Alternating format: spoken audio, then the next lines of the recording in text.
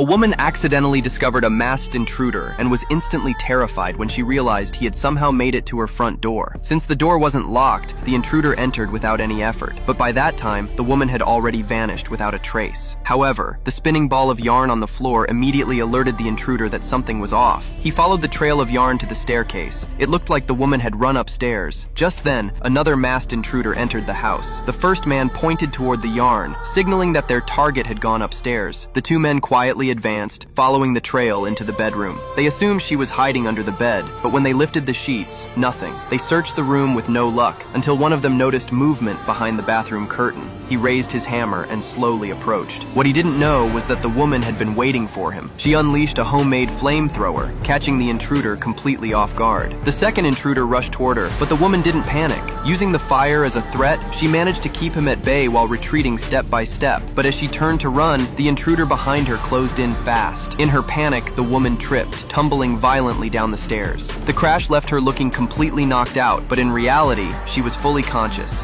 When the intruder came closer and kicked her to check, she didn't respond at all, making him drop his guard completely. Seizing the opportunity, she struck back and made a run for it, but she was still a step too late, trapped in a corner with nowhere left to run. In that moment, she knew she couldn't risk making him angrier, so she reluctantly gave in and let herself be tied up. 3 minutes later, the woman was bound and shoved into a car. Just as the intruders were about to drive off and report back, a police car suddenly began following them. It turned out the car they stole had already been reported, which caught the attention of the police. The intruders had no choice but to pull over, but these guys weren't about to go down without a fight. They prepared to battle it out with the cops. Meanwhile, the woman seized the moment and ran. She had no intention of sticking around to get caught in the crossfire.